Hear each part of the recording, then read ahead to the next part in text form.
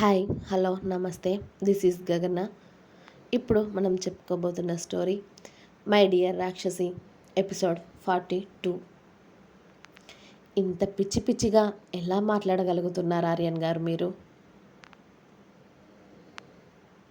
నిజంగా అలాంటి బుద్ధులు మీకు ఉన్నాయి, నాకు లేవు. మీ బుద్ధులన్నీ చూసే నేను మిమ్మల్ని పెళ్లి చేసుకోవడానికి ఒప్పుకున్నాను.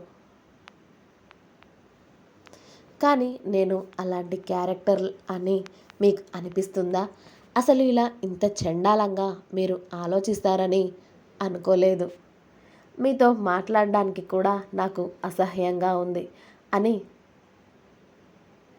ఆర్యన్ గారు అని అక్కడి నుండి వెళ్ళిపోవాలి అని చూస్తుంది అవంతిక. కానీ మొండిగటం ఊరుకుంటాడా? అస్సలు ఊరుకోవడం లేదు. అవంతిక ఎంత వెళ్ళాలి అని ప్రయత్నిస్తుంటే అంతలా ఆమెను గట్టిగా పట్టుకొని వాల్కి లాక్ చేసి, ఏంటే మొగుడితో మాట్లాడడానికి కూడా నీకు అంత బరువుగా ఉందా? మొగుడు అంటే లెక్కలేదే నీకు అసలు. ఆ రోజు మొగుడిని లెక్క చేయకుండా ఇంటి బయట అడుగుపెట్టావు.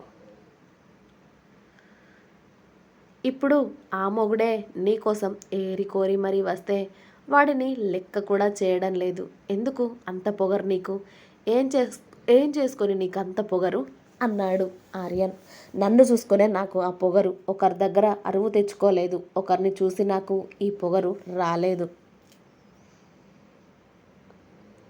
మీరు నన్ను మోసం చేయడం వల్ల, మీరు నన్ను నా కూతుర్ని వదిలేయడం వల్ల వచ్చింది ఈ పొగరు. ఇంకెప్పుడు ఎవ్వరి మీద ఆధారపడకూడదు.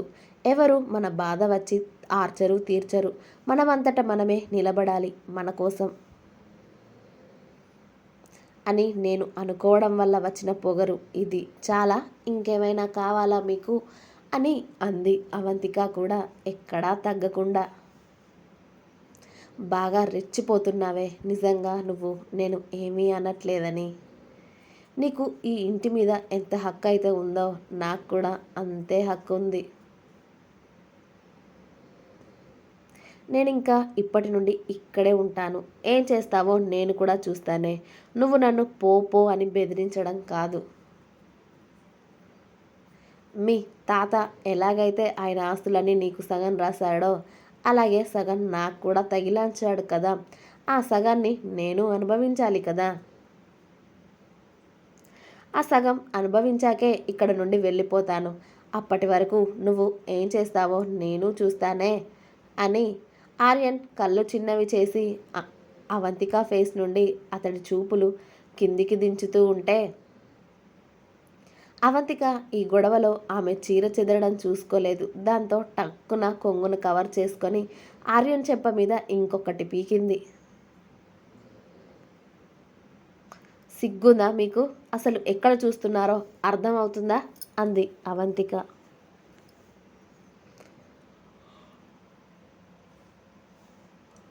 నేను చూస్తుంది నా పెళ్ళాన్ని, పక్కింటి పెళ్ళాన్ని నేను చూడట్లేదు, అర్థమైందా అన్నాడు ఆర్యన్. పెళ్ళామని ఈయనకు 5 సంవత్సరాల తర్వాత గుర్తొచ్చింది. ఇప్పుడు పెళ్ళామని పెళ్ళాన్ని ఇష్టం వచ్చినట్టుగా చూస్తానంటే ఊరుకోను. మీకు మర్యాదగా ఉండదు ఆర్యన్ గారు అని చెప్పింది అవంతిక.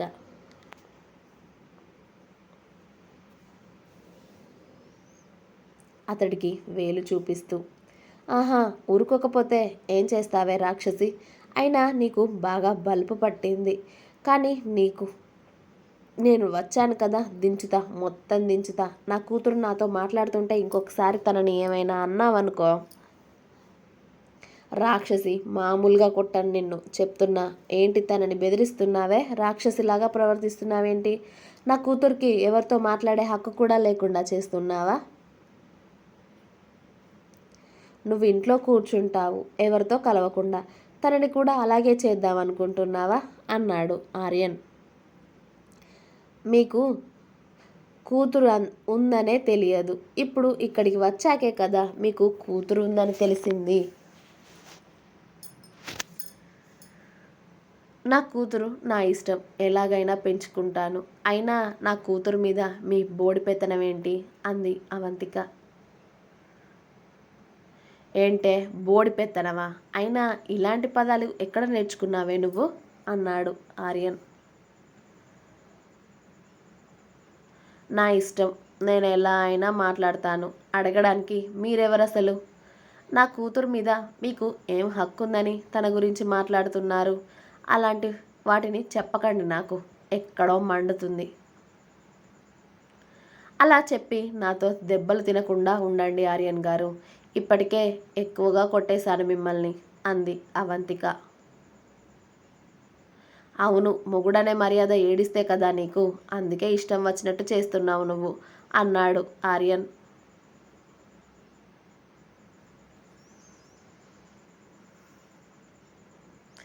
మీరు పిచ్చి పిచ్చిగా మాట్లాడి నాతో తన్నులు తినకండి ఆర్యన్ గారు, ఇప్పటికే ఎక్కువగా కొట్టేశాను మిమ్మల్ని అని అంది అవంతిక.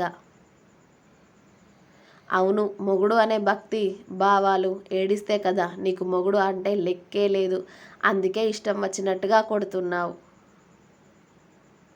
నిన్ను అడిగేవాళ్ళు అనేవాళ్ళు ఎవరూ లేరు కదా, అందుకే రెచ్చిపోతున్నావే ఇప్పుడు నువ్వు అన్నాడు ఆర్యన్. మీలాగా నేను ఎప్పుడూ రెచ్చిపోయే పనులు చేయలేదండి. మీతో పోలిస్తే మేమెంత చెప్పండి. ఏదో నామమాత్రం అంతే. మీలాగా మాత్రం మోసం చేయడం, నమ్మక ద్రోహం చేయడం మాకు ఇలాంటివి తెలియదు కదా. ఏదో మాకు వచ్చిన విద్యల్లో మేము ఆరితేరితే మీకు వచ్చిన విద్యలు మాత్రం ఇంకా చాలా ఘోరంగా ఉన్నాయి కదా. అయినా ఇవన్నీ మన మధ్యలో ఇప్పుడెందుకు చెప్పండి. సంవత్సరం బాండ్ మన మధ్యలో ఉంది. కరెక్ట్గా సంవత్సరం కలిసి ఉన్నాం అంతే. ఇక మీ దారి మీది, నా దారి నాది. ఇక్కడ నేను ఉండడం మీకు నచ్చకపోతే చెప్పండి, నా కూతుర్ని తీసుకొని ఎక్కడికైనా వెళ్ళిపోతాను నేను. మీ తాతయ్య ఆస్తి ఆస్తి అని బాగానే నీలుగుతున్నారు కదా. మీ తాతయ్య ఆస్తి నాకు ఏమీ అవసరం లేదు. ఆయన ఇవన్నీ చూసుకోమని ఈ బాధ్యత అంతా నా నెత్తి మీద పెట్టారు కాబట్టి ఇన్ని రోజులు ఇప్పటి వరకు అది చూసుకున్నాను. కానీ ఇప్పుడు మీరు వచ్చేసారు కాబట్టి ఆ బాధ్యతలన్నీ మీకు ఇచ్చేసి నేను నా కూతురు ప్రశాంతంగా ఎక్కడికైనా వెళ్ళిపోతాం. ఇలా మీరున్న చోట నేను ఉండలేను. మీరు అనే మాటలు అన్నీ నేను పడలేను. మీరు అన్నట్టుగానే సంవత్సరం బాండ్ ఎప్పుడో మన మధ్య ముగిసింది. ఇక మన మధ్య ఏమీ లేదు, ఉండకూడదు అని నేను కోరుకుంటున్నాను అని అంది అవంతిక.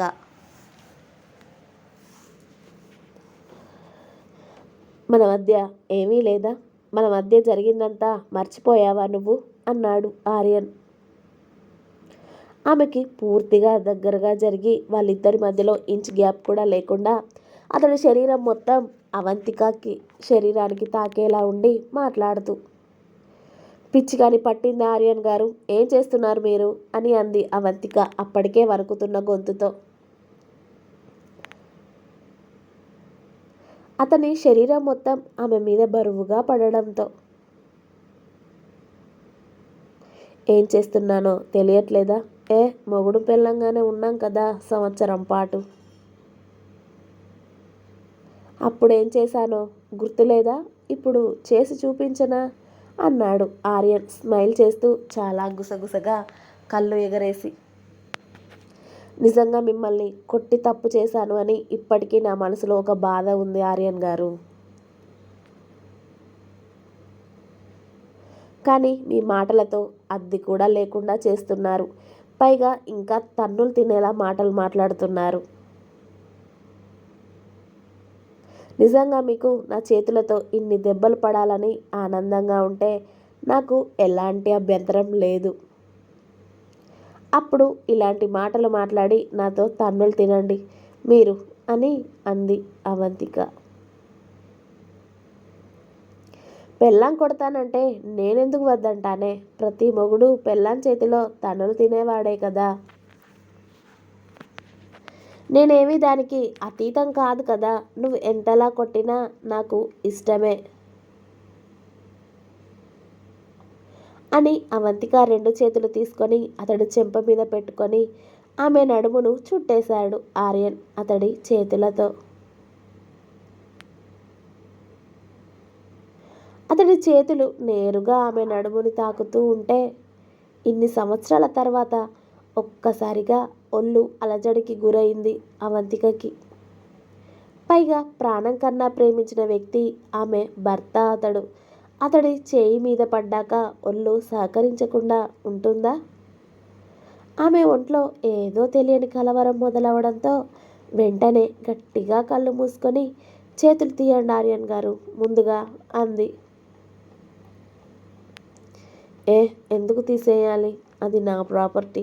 నేను ఎక్కడైనా చేతులు వేసుకునే హక్కు, రైట్స్ అన్నీ నాకు ఉన్నాయి. నువ్వు చెప్పినంత మాత్రాన నేను చేతులు తీసేయను అని అతడి చేతులతో మెల్లిగా ఆమె నడుముని ప్రెస్ చేశాడు. అంతే, అవంతిక గట్టిగా కళ్ళు మూసేసి ఆర్యన్ కాలర్ పట్టుకుంది. ఆ పట్టులో గత జ్ఞాపకాలు, గత గుర్తులు, వాళ్ళు ప్రేమగా ఉన్న కాలం అన్నీ ఒక్కసారిగా ఆమె కళ్ళ ముందు మెదలడంతో అవంతిక కళ్ళల్లో నుండి నీళ్లు కారిపోతూనే ఉన్నాయి. అది చూసి అతడి పెదాలతో అవంతిక కన్నీళ్లు తుడుస్తూ ఉన్నాడు ఆర్యన్. ఇంకా ఉంది. నా స్టోరీస్ మీకు నచ్చినట్టయితే ప్లీజ్ లైక్ చేయండి, షేర్ చేయండి, కామెంట్ చేయండి. అలాగే సబ్స్క్రైబ్ చేసుకోవడం మాత్రం మర్చిపోవద్దు. Please subscribe my channel Gana stories world. Thank you. Bye.